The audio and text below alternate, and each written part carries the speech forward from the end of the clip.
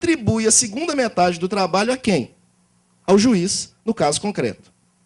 Ou seja, eu acredito que o juiz vai conseguir, em cada caso concreto, sopesar o que é melhor para todos nós.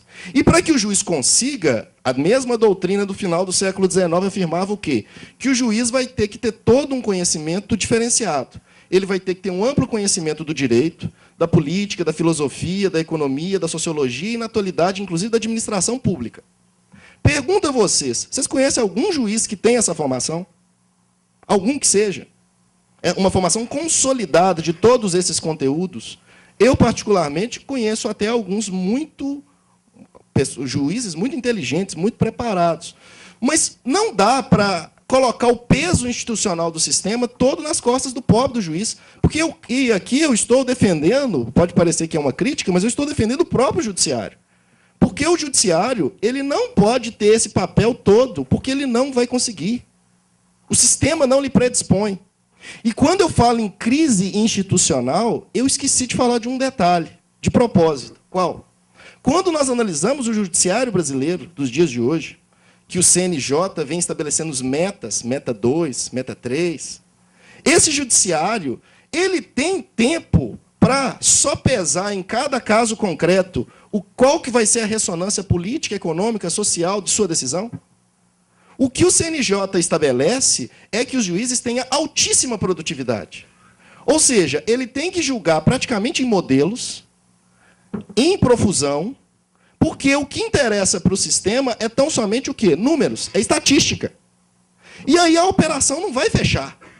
Porque eu aposto que o juiz vai melhorar o sistema sozinho, às vezes sem o respaldo mesmo do debate que o processo implementa, e o pobre do juiz está com aquela avalanche de processos para ele julgar. Então a operação não fecha. Percebam, se tudo é cobrado dele, mas ele não tem nem tempo para analisar cada caso de per si, porque existem as demandas seriais que são tratadas como demandas individuais, ainda no Brasil. Existem demandas coletivas que não resolvem o problema. Às vezes acontece uma coisa até engraçada. O ministro Herman Benjamin, do Superior Tribunal de Justiça, estava falando há umas 3 semanas atrás que aconteceu uma coisa interessante no STJ. Ele falou que uma demanda individual capturou um processo coletivo. Porque o STJ, para resolver um problema, que era aquele da tarifa de telefonia, ele pegou o primeiro caso que chegou lá, sem qualquer prévio debate, uniformizou o entendimento que aquela cobrança era legal, e aí, com isso, o STJ, pelo efeito panprocessual do julgamento, ou seja, para todos os processos, ele acabou com todas as ações, inclusive as coletivas. Ou seja, sem que tivesse sido implementado qualquer debate em torno da temática, e aqui eu não estou discutindo o resultado, estou discutindo o que eles fizeram. Por quê? Costuma-se falar que eu devo uniformizar os entendimentos como forma de resolver as ações repetitivas. Ah, ótimo, vamos uniformizar. O que o STJ ou o Supremo fazem?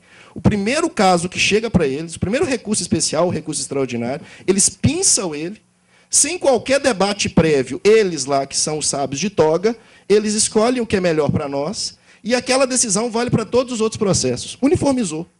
Mas foi a melhor decisão? Foi fruto de um debate levado a cabo, às vezes, num processo coletivo? Não.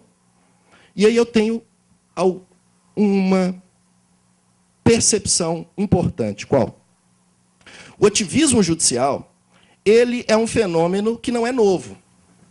Qual? A ideia do papel do Poder Judiciário ser aumentado e, inclusive, invadir, em alguma medida, competências que seriam da seara do legislador ou do administrador público. Esse tema não é novo. Esse tema vai ganhar dimensão no direito a partir do segundo pós-guerra, como já falei. E, inclusive, não posso deixar de pontuar que, antes do ativismo judicial, esse ativismo judicial que eu estou falando, antes dele ter sido delineado, surgiu um outro ativismo judicial. Qual?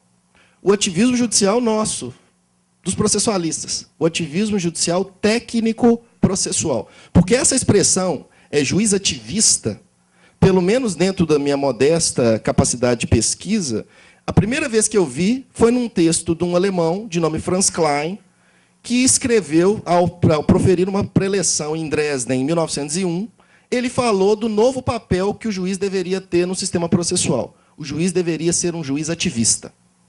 Pelo menos dentro dos meus limites de pesquisa, dentro, obviamente, da modernidade. Não estou falando em períodos mais antigos. Mas, dentro da modernidade, foi Klein, uma pessoa muito pouco conhecida no discurso jurídico brasileiro, um jurista austríaco, que teve uma importância enorme para todos nós. Muitos não o conhecem, nunca nem ouviram falar dele.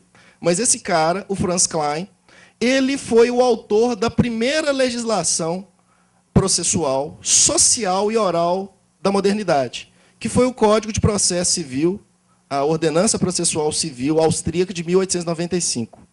E a reforma implementada por esse cara em 1895 simplesmente serviu de base para todas as reformas processuais do século XX. Todas.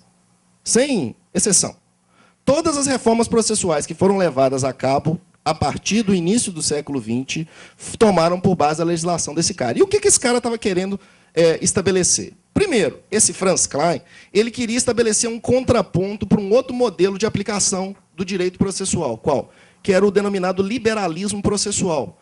Processo no qual quem dominava a tramitação do processo eram as partes e seus respectivos advogados. Tanto que a doutrina alemã costumava chamar esse processo de processo como Sache der Parteien, como coisa das partes.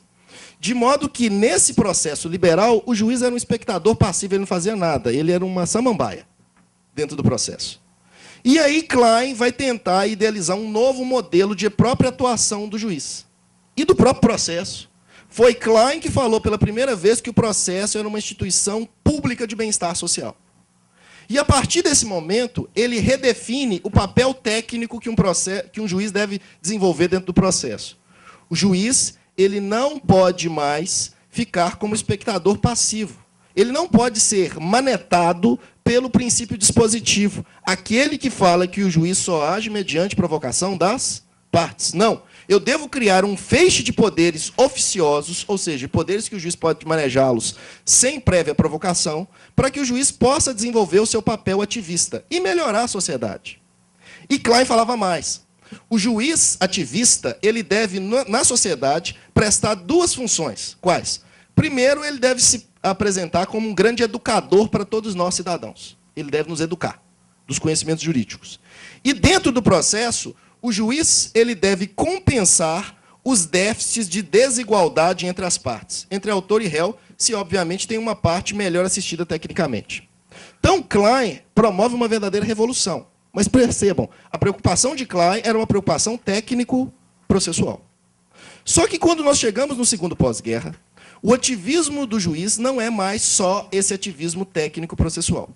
É um ativismo institucional, que vai permitir que o juiz, no caso concreto, possa controlar políticas públicas e implementá-las, para que, na ausência da atuação do legislador e na ausência da atuação do administrador público, eu proponho uma ação e o juiz faz isso para nós, no caso concreto.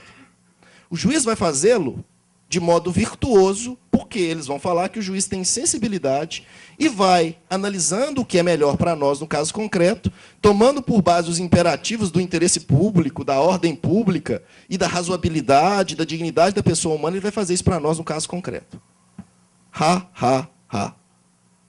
O juiz não tem condições de fazê-lo.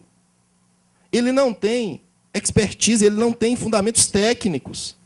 Se a administração pública, às vezes, querendo, com todos os elementos técnicos, ele não consegue fazê-lo, como é que o juiz vai sopesar isso?